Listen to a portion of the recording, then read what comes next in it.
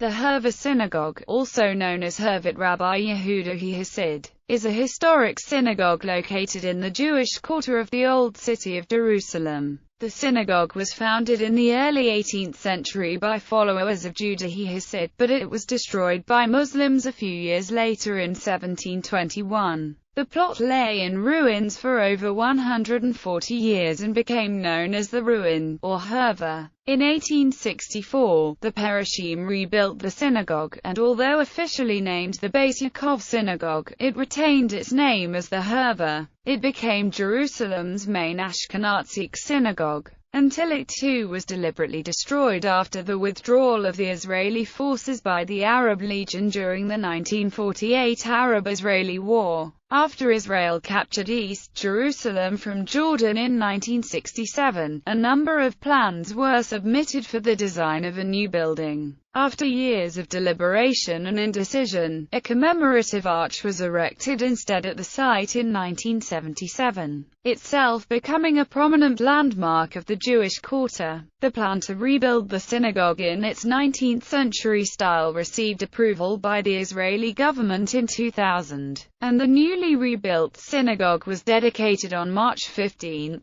2010. Early history. The Hurva Synagogue today stands off a plaza in the center of Jerusalem's Jewish quarter. Excavations carried out at the site in July and August 2003 revealed evidence from four main settlement periods: First Temple, Second Temple, Byzantine and Ottoman. Three bedrock-hewn mikvahs were uncovered there dating from the 1st century. The earliest tradition regarding the site is of a synagogue existing there at the time of the 2nd century CE sage Judah HaNasi. By the 13th century, the area had become a courtyard, known as Der Ashkenaz, for the Ashkenazic community of Jerusalem. In 1488, Obadiah ben Abraham described a large courtyard containing many houses for exclusive use of the Ashkenazim, adjacent to a synagogue built on pillars, referring to the Ramban Synagogue. The Ramban Synagogue had been used jointly by both Ashkenazim and Sephardim until 1586, when the Ottoman authorities confiscated the building. Thereafter, the Ashkenazim established a synagogue within their own, adjacent courtyard. Judah Hasid and aftermath. 1700s. In the winter of 1700, a group of around 500 Ashkenazim led by Rabbi Judah Hasid arrived from Europe. They were mystics who were intent on advancing the arrival of the Messianic era by settling in Jerusalem and leading ascetic lives. A few days after their arrival in the city, Hasid died, and without a leader, their messianic hopes dissipated and the community began to disintegrate. Those who remained managed to build 40 dwellings and a small synagogue in the Ashkenazic compound. Soon after, they endeavored to construct a larger synagogue, but the task proved expensive. They found themselves having to bribe the Ottoman authorities in order to enable them to proceed with their building project. Unexpected costs relating to the construction, financial hardships and the burden of various other taxes drained their funds. They became impoverished and were forced to take loans from local Arabs, eventually falling into severe debt.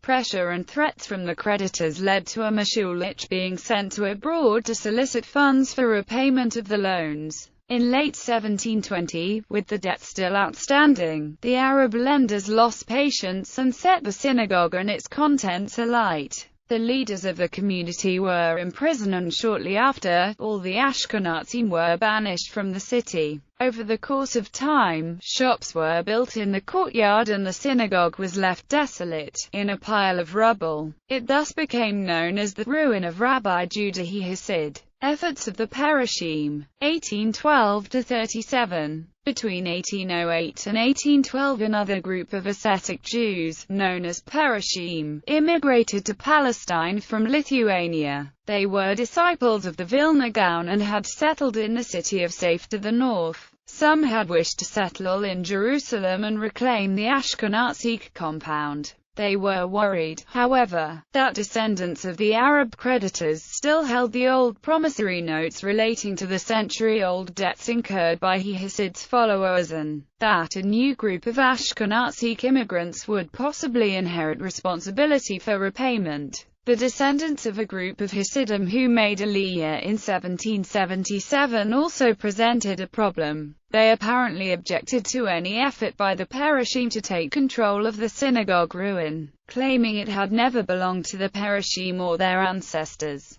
The Hasidim claimed they had closer ties with the original owners and that their rights to the parcel of land were greater. Nevertheless, in late 1815, leader of the Safe Perushim, Rabbi Menahem Mendel of Shlov, arrived in Jerusalem with a group of followers. They directed their main efforts to rebuilding Hasid's synagogue, which had symbolized the expulsion of the Ashkenazim from Jerusalem. By this, they intended to demonstrate the re-establishment of Ashkenazi presence in the city. Rebuilding one of Jerusalem's ruins would also have symbolic Kabbalistic significance. The repairing of an earlier destruction would represent the first step of rebuilding the entire city, a prerequisite for the arrival of the Messiah. In 1816 they pleaded with the powers in the city of Constantinople to obtain a royal decree that the Arabs residing in Jerusalem would not be permitted to enforce the debts of the Ashkenazim, but nothing came of it. A year later, several leaders of the group, including Abraham Shlomo Zalmanzoff and Solomon Pack, traveled to Constantinople endeavoring to obtain such a firman. 2 years later, in 1819, their efforts were realized and the century-old debts were cancelled. The group acquired a legal document delineating the entire site acquired by Hasid in 1700.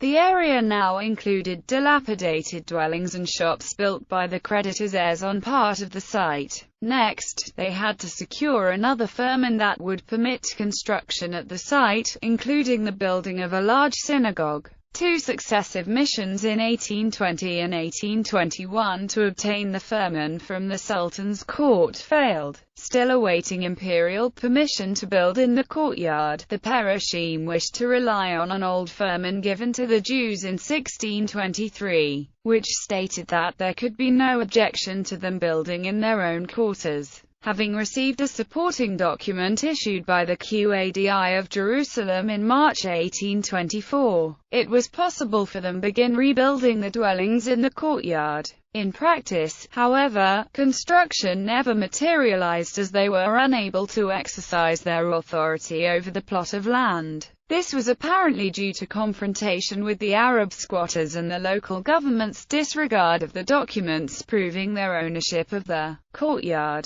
In 1825, following the disruption, the group were experiencing Shapira travel to Europe once again. He hoped to secure the necessary firman, which would place the courtyard firmly in the Perushim's possession, and also to raise funds to cover the costs incurred trying to redeem the courtyard. His mission, however, was unsuccessful, as was a later mission attempted in 1829 by Shlomo Zalmanzoff, a Lithuanian-born silversmith. Egypt gives building consent with the annexation of Jerusalem by Egypt in 1831. A new opportunity arose for the Perushim. They petitioned Muhammad Ali regarding the rebuilding of the synagogue, but concerns about deviating from long-standing Muslim tradition and the Pact of Umar II meant permission was not forthcoming. However, 5 months after the earthquake of May 1834, the prohibition was relaxed and the Sephardim were allowed to carry out repair works to their existing synagogues.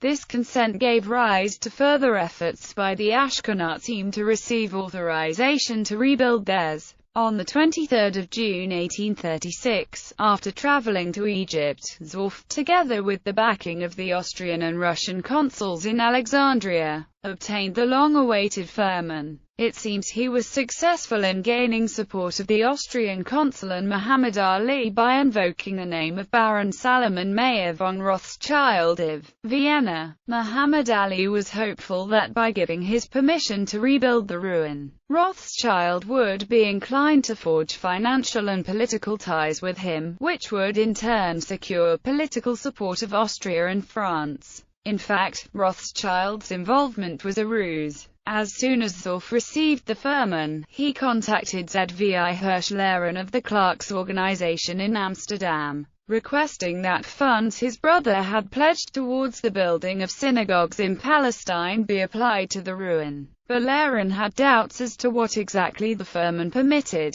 Explicit authorization for construction of a large synagogue was absent. Menahem Zion Synagogue. In spite of the doubts highlighted in relation to the construction of a synagogue, the Perashim, confidently in possession of the ambiguous firman, began clearing away the rubble from the ruined courtyard in September 1836. As the foundations of Hasid's original synagogue were revealed, they discovered a few old documents dating from 1579, signed by Israel Nahara. After much debate, they decided not to rebuild the ruin, but initially erect a small structure on the edge of the Ashkenazic compound. The Arab creditors, however, still refused to relinquish the claims they had on the Jews and continued to interfere with the works. Zorf, claiming that the Ashkenazim currently in Jerusalem were not related in any way to those who had borrowed the money at the turn of the 18th century, was forced to appear in court requesting a further ruling cancelling the debts. He mentioned that an injunction had already been passed that absolved the Ashkenazim from repaying the debt and maintained that the Turkish statute of limitations cancelled out the debts due to Hasid's followers. Although the court ruled in the Ashkenazim's favor, Zorf nevertheless had to appease the Arab instigators with annual bribes in order to allow building to continue. At some point this arrangement ceased, and in 1851, he was struck on the head with a sword and died of his wounds 3 months later. By January 1837, however, the Perashim had dedicated the modest Menahem Zion Synagogue in the northwestern corner of the courtyard. In 1854, a second smaller synagogue was built within the compound. The actual plot upon which Hasid's synagogue had stood 130 years earlier, however, remained in ruins. Rebuilding Hasid's ruin, 1857–64. In the early 1850s, the Perashim felt ready to attempt the building a larger synagogue on Hasid's original site. An outcome of the Crimean War was the British government's willingness to use its increased influence at Constantinople to intervene on behalf of its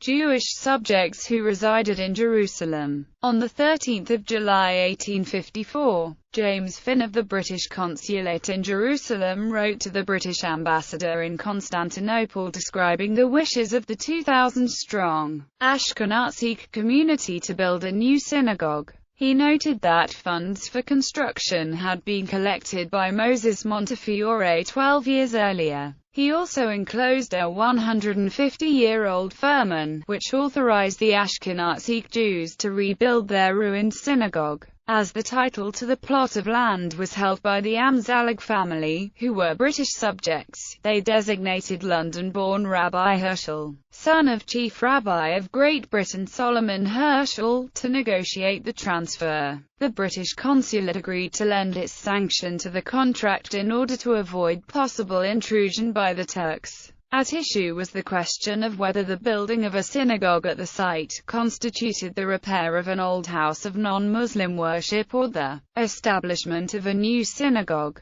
The Turks would have to grant a special license for the latter. This was received through the efforts of Lord Napier and Lord Stratford de Redcliffe, British ambassadors to the Sublime Porte, who secured the necessary firman in 1854. In July 1855, while in Constantinople, Montefiore was handed the firman, which he had delivered during his 4th visit to Jerusalem in 1857. With permission granted, the groundbreaking ceremony took place on the last day of Hanukkah of 1855. On April 22, 1856, the cornerstone was laid in the presence of Chief Rabbi of Jerusalem, Shmuel Salant. Salant had been instrumental in raising the necessary funding, making a trip to Europe in 1860 and obtaining large donations, especially from Montefiore. Some of the stones used in construction of the building was purchased from the industrial plantation, where poor Jews assisted in quarrying and shaping the blocks. On May 7, 1856, Consul Finn inspected the site after receiving complaints from Muslims who suspected the opening of windows towards a mosque. Although originally in possession of a lump sum they hoped would pay for the planned edifice, expenses increased.